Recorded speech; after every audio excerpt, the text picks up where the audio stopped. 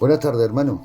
Soy vuestro hermano Marco y en este día tengo la gran bendición y responsabilidad de compartir la palabra con ustedes. En primer lugar, hermanos, voy a orar para pedirle al Señor pues que me utilice, y ponga a disposición en los corazones para recibir su palabra. Que en esta tarde la palabra de Dios corra y sea glorificada. Bendito eres, Señor. Dios mío, te doy muchas gracias por tu amor y tu misericordia, Dios mío. Gracias, Señor, por esta oportunidad que me das, bendito Dios. Deseamos, Dios mío, que tu palabra corra y sea glorificada en esta tarde, bendito Dios. Pon tus destrezas en mis palabras, bendito Dios, y corazones, Señor, para recibirla. Te lo rogamos en el bendito nombre de Jesucristo, tu Hijo. Amén. Pues bueno, en esta tarde, hermano, os voy a compartir y quería hablaros de forma resumida, ¿no? Del Templo de Jerusalén, ¿no? Digo de forma resumida porque del Templo de Jerusalén hay mucho, pero que mucho que hablar y hay muchísimas enseñanzas. Así que yo solo voy a tratar de explicar un poco, ¿no? qué significaba, ¿no? para Israel, ¿no? El templo, ¿no? El primer templo es proyectado por el rey David. El rey David pensó que como él, ¿no? Él podía vivir en una casa, en una buena casa, todo con vigas de cedro, una casa grande. Y lo que es el Arca de la Alianza estaba en una tienda de tela, ¿no? Llamada el tabernáculo. Era una especie de templo portátil, porque como hasta ese momento el pueblo de Israel había sido nómada, pues ahí es donde llevaban el Arca de la Alianza. Como todos sabéis, el Arca de la Alianza representaba la presencia de Dios, ¿no? La presencia de Dios estaba sobre el arca. El rey David lleva, el que proyecta todo lo que es el templo, inclusive es el que provee de todos los materiales, pero a él no le es permitido pues la construcción del templo. Dios considera que David ha sido un hombre de guerra, que ha derramado mucha sangre y que él no debe de ser el que construya el templo, ¿no? Esta responsabilidad, ¿no?, recae sobre su hijo Salomón, que es el que lleva la obra a cabo, ¿no? Salomón empieza a construir el templo y sobre el año 957 o 960 a.C. finaliza la construcción del templo, ¿no? Os voy a leer un texto que hay en la palabra que está en Segunda de Crónicas, en el capítulo 7, del versículo 1 al versículo 3, ¿no? Que ya una vez finalizado el templo, ya han colocado el Arca de la Alianza en el lugar santísimo.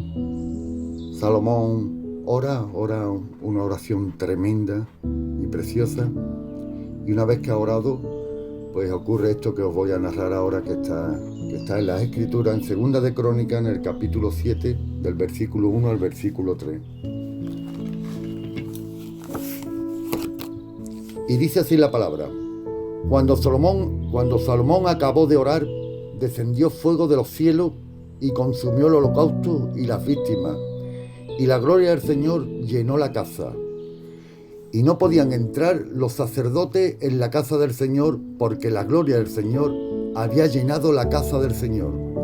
Cuando vieron todos los hijos de Israel descender el fuego y la gloria del Señor sobre la casa, se postraron sobre su rostro en el pavimento y adoraron y alabaron al Señor, diciendo: porque Él es bueno y su misericordia es para siempre. Aleluya. Dios acepta, la construcción del templo, y la presencia de Dios está en el templo, construido por Salomón. Allí, pues ya el pueblo puede celebrar su holocausto, que es la forma que ellos tenían, pues de pedir perdón al Señor, de pedir dirección, ¿no? Allí el pueblo ya puede reunirse aquello es sitio de oración. Y sobre el año 587 antes de Cristo, el templo es destruido por los babilónicos y el pueblo es llevado en cautiverio a Babilonia. El cautiverio dura sobre 50 años. Sobre el año 537, Babilonia es derrotada, es invadida por el ejército persa, dirigido por el rey Ciro, el cual permite que el pueblo israelita regrese a Jerusalén y reconstruyan el templo. Sobre el año 515 se termina la reconstrucción. El pueblo vuelve a tener un lugar donde poder ofrecer sacrificios, donde orar y donde buscar la presencia de Dios. Sobre el año 60 a.C., Herodes el Grande es coronado rey por los romanos, el cual lleva a cabo una gran reforma del templo, incluyendo un patio para los gentiles. Sobre el año 70 después de Cristo, el templo es destruido por el general romano Tito. Hasta el día de hoy el templo no se ha vuelto a reconstruir. A pesar de varios proyectos, hoy en día lo único que queda de él es la gran muralla conocida como el Muro de las Lamentaciones, lugar donde los judíos hoy en día siguen yendo a orar sobre esa muralla. Fijaos a qué nivel, ¿no? Israel considera aquel lugar sagrado y todo judío, al menos 3 veces al día, ora pidiéndole a Dios la reconstrucción del templo. Tal importancia tiene para ellos esto que oran siempre en dirección al muro. En dirección al muro, inclusive los judíos que no están en Jerusalén, que están, separados, ¿no? Inclusive en el extranjero, ¿no? Oran en esa dirección mínimo 3 veces al día, pidiendo por la reconstrucción del muro.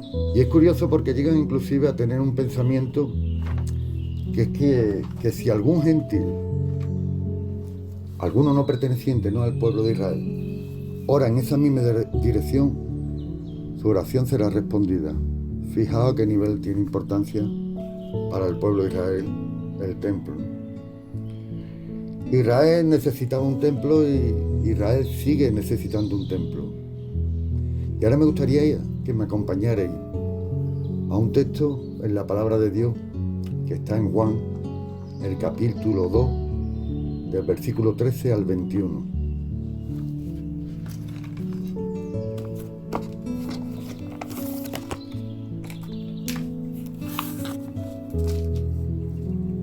Y dice así la palabra de Dios. Estaba cerca la Pascua de los judíos y subió Jesús a Jerusalén. Y halló en el templo a los vendedores, el templo a los que vendían bueyes, ovejas y palomas, y a los cambistas allí sentados. Y haciendo un azote de cuerda, echó fuera del templo a todos, y a las ovejas y a los bueyes, y esparció las monedas de los cambistas y volcó las mesas. Y dijo a los que vendían palomas: quitad aquí esto y no hagáis de la casa de mi padre casa de mercado. Entonces acordaron sus discípulos que está escrito: el celo de tu casa me consume. Y los judíos respondieron y le dijeron: ¿qué señal nos muestra ya que haces esto? Respondió Jesús y les dijo: destruí este templo y en 3 días lo levantaré. Dijeron luego los judíos: en 46 años fue edificado este templo y tú en 3 días lo levantarás. Mas él hablaba del templo de su cuerpo. En este texto podemos ver, hermano, una imagen poco inusual, ¿no?, de nuestro Señor Jesús, ¿verdad? Cuando pensamos en Jesús, lo que vemos es, lo que nos viene al pensamiento, ¿no?, pues un ser amoroso, misericordioso, un ser bueno, ¿no?, y bondadoso, ¿no? Jesús ve cómo el templo, que simboliza la casa del Padre, se ha convertido en un lugar de mercadería. El templo, un lugar santo, apartado para las cosas de Dios, un lugar para tener comunicación, comunión con Dios, se había convertido en una cueva de ladrones. En los manuscritos que se hallaron en el Mar Muerto, en las cuevas del Mar Muerto, en algunos de ellos se habla de la gran corrupción que había en los sacerdotes de la época y de cómo se enriquecían gracias a todo el negocio que generaba el templo, existiendo entre ellos y el pueblo una gran brecha social, ¿no? Eran los poderosos de la época, representaban el poder religioso y el poder político. Y viendo este texto, ¿no?, donde uno ve como, bueno, ve una imagen de Jesús poco usual, ¿no? Y, bueno, pues azotando y volcando todo aquello y soltando a los animales, ¿no? Y es que a veces, hermano, a veces es necesario de que Dios se muestre de esa manera, ¿no? Se muestre de esta forma, ¿no? Os lo digo por experiencia. Yo necesité un día, ¿no?, que Dios me volcara mi mesa llena de monedas para que me diera cuenta, hermano, del sentido que le estaba dando a mi vida. Dios nos ama como su posesión de más valor y sufre cuando ve que nos desviamos de la verdad, hermano. En este texto que hemos leído de Juan, en el versículo 13, dice que estaba cerca la Pascua, hermano, la fiesta más importante del pueblo de Israel, en la cual recuerdan, ¿no? El pueblo recuerda y celebra, ¿no?, cuando el Señor lo sacó de tierra de esclavitud, ¿no? Y hermano, yo creo que este grupo nos ha traído la Pascua a cada uno de nosotros, hermano. Este grupo nos ha unido, y a mí, y me imagino que a muchos de ustedes, ¿no?, nos ha hecho recordarnos, ¿no?, la cantera de donde el Señor nos sacó. Nos ha animado, nos ha motivado, y creo que estamos viviendo una auténtica Pascua en estos momentos, ¿no? Ha llegado un avivamiento a nuestras vidas gracias a eso, a recordar, ¿no?, de esa tierra de esclavitud de donde nos sacó el Señor, ¿no? En el versículo 15, ¿no?, hermano, dice la palabra, ¿no?, que en el versículo 14 dice que halló en el templo a los que vendían bueyes, ovejas y palomas, y a los cambistas allí sentados, y haciendo un azote de cuerda, echó fuera del templo a todos, y a las ovejas y a los bueyes, y esparció las monedas de los cambistas y volcó las mesas. En este texto, hermano, yo veo un claro anuncio de un nuevo pacto. Ya no serán necesarios más sacrificios de ovejas, de bueyes o de palomas. Como dice la palabra en Romanos 10:4, porque el fin de la ley es Cristo. Cristo como único y último sacrificio. Él murió por todos nuestros pecados, pasado, presente y futuro. En el versículo 19, respondió Jesús y les dijo: destruí este templo y en 3 días lo levantaré. En este versículo Jesús declara lo que ya sabía que iba a suceder. Sería crucificado y al 3er día resucitaría. Él habla del templo refiriéndose a su cuerpo. Cuando Jesús entregó su espíritu en la cruz, dice la palabra que el velo que separaba el lugar santísimo del lugar santo se rajó de arriba a abajo, partiéndose en dos, simbolizando que tenemos, gracias al sacrificio de Jesús en la cruz, tenemos libre acceso a Dios, libre sin necesidad de ningún sacrificio ni ningún sacerdote. Solo Jesús es el camino, la verdad y la vida. Ya no tenemos necesidad de templo, porque nosotros mismos somos el templo. como dice la palabra en 1 Corintios 3, versículos 16 y 17. ¿No sabéis que sois templo de Dios y que el Espíritu de Dios mora en vosotros? Si alguno destruyere el templo de Dios, Dios le destruirá a él, porque el templo de Dios, el cual sois vosotros, santo es. En esta tarde, ¿no?, meditando aquí en la palabra, ¿no?, Dios ha hablado a mi vida, ¿no?, de una forma muy especial, ¿no?, y me ha hecho reflexionar sobre varios puntos que os quiero compartir, hermano. Y el primer punto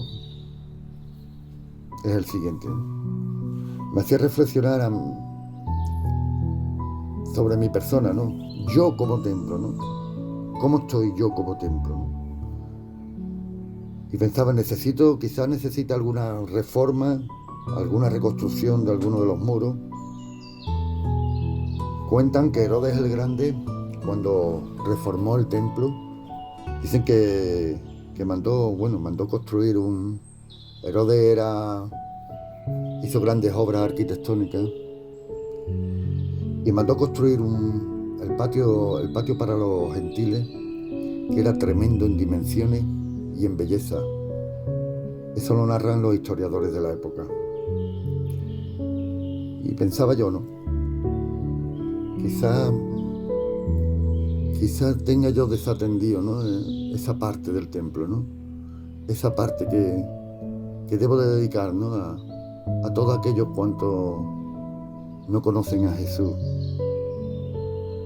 Quizás eso no lo tenga bien edificado, hermano. En segundo lugar, ¿no?, un segundo punto que me ha hecho reflexionar la palabra, ¿no?, como templo del Espíritu de Dios, ¿estoy enfocado yo en hacer tesoros en el cielo y no aquí en la tierra? ¿Cuáles son mis prioridades? ¿El reino o mi vida aquí en la tierra? Y un tercer punto que me ha hecho reflexionar la palabra es, como templo, ¿no?, como templo del Espíritu Santo, ¿estoy santificando yo mi vida? ¿Me estoy consagrando a Dios? Me hacía reflexionar la palabra, ¿no?, sobre estos 3 puntos, ¿no? Y pensando yo en todos nosotros, ¿no, hermano?, en el grupo, veo, ¿no?, que la situación que estamos viviendo, ¿no?, Dios está sacando a la iglesia a la calle, vienen cosas nuevas, se abren nuevos tiempos y Dios quiere usarnos a cada uno de nosotros. Yo cuando pienso en el grupo lo veo como un grupo de hombres maduros en cuanto a edad, y la mayoría de nosotros maduros en cuanto a que hace ya mucho tiempo que conocimos el Evangelio, ¿no? Dios nos ha dado una nueva oportunidad y creo que es tiempo, ¿no, hermano?, de que pensemos, meditemos y veamos en qué estado estamos, ¿no?, cómo nos encontramos, ¿no?, porque lo que viene es grande y Dios va a necesitar hombres consagrados al 100%. Espero que la palabra os haya hablado en esta noche y deseo que el Señor os bendiga y que el Señor use en gran manera este grupo. Que el Señor os bendiga.